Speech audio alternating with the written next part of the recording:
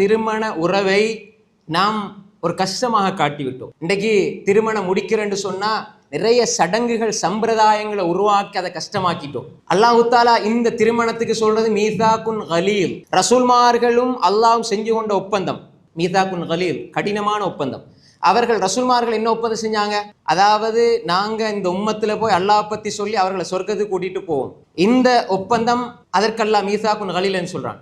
கணவன் மனைவி கடையில செய்யற நிக்காஹ்ன்ற ஒப்பந்தத்துக்கு அல்லாஹ் சொல்றான்டால், ஒரு மனைவிய திருமணம் முடிச்சா அந்த மனைவியை இந்த உலகத்தில ஈமான்தாரியா மாத்தி, மனைவி கணவனை ஈமான்தாரியா மாத்தி, ரெண்டு பேரும் சொர்க்கத்துக்கு போறதுக்கான ஒப்பந்தமே தவிர இந்த ஒப்பந்தம் உலகத்தோட முடிஞ்சு போற ஒப்பந்தம் அல்ல. அன்புக்குரிய சகோதரர்களே, இந்த ஒப்பந்தம் மிக கடினமான ஒப்பந்தம்.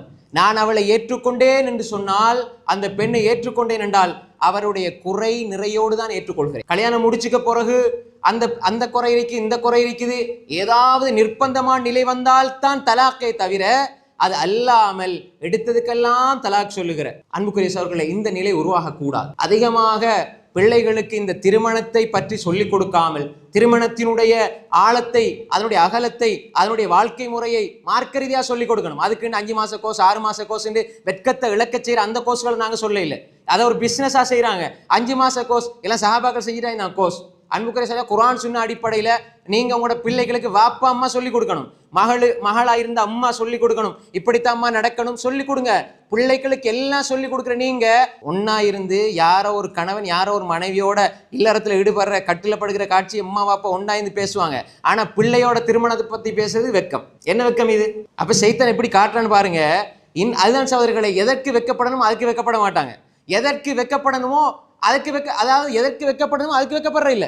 ஆபாசமான சினிமா காட்சியை பாக்குறாங்க. பிள்ளைகளை கூப்பிட்டு ஒரு தாய் 5-10 பிள்ளைய பெத்த தாய்மார்கள் இருப்பாங்க. தாய் கூப்பிட்டு பிள்ளைகிட்ட சொல்லணும், இதாண்டு தந்தை, அதே போன்று நானா தம்பிக்கு அழகா சொல்லி கொடுக்கணும். இப்படி பக்குவப்படுத்தி அவங்களுக்கு திருமணத்தை விளங்கப்படுத்தணும். இன்று திருமணம் என்றா என்ன, வயசு வந்துட்டா எந்த முதிர்ச்சியும் இல்லை. அந்த பிள்ளைகிட்ட முதிர்ச்சி ஆரம்பத்தில் எதிர்பார்க்கலாது. ஆனா நாங்க சொல்லி கொடுக்கணும். திருமணம் முடிக்கிறாங்க, 4 மாசம் 1 வருஷம் டிவோர்ஸ்.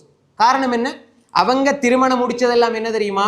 உடல் சார்ந்த காம இச்சைகளை தணிச்சுக் கொள்வதற்கு தான் திருமணமே தவிர, இந்த பெண்ணை நான் ஒரு குடும்பமா அந்த பெண்ணுக்கு என்று சாலிகான குழந்தைகளை உருவாக்கி, நாளைக்கு நான் மௌத்தாப்பானும் எனக்காக துவா செய்யற பிள்ளைகளை உருவாக்கணும், அந்த பெண்ணுக்கு நான் ஆடை, அந்த பெண் எனக்கு ஆடை, இப்படியாக உள்ளம் சார்ந்து உணர்வு சார்ந்து அந்த பெண் கஷ்டப்படுற பொழுது நான் ஆறுதல் சொல்லி, நான் கஷ்டப்படுற பொழுது அவள் எனக்கு ஆறுதல் சொல்லி, நான் மார்க்கத்தில் தவறி செல்கிற பொழுது அவள் எனக்கு வழிகாட்டி, அவள் தவறி செல்கிற பொழுது நான் அவளுக்கு வழிகாட்டி, ஈமான வாழ வைக்கிற குடும்பமாக வாழ்ந்து சொர்க்கத்திலே குடும்பமாக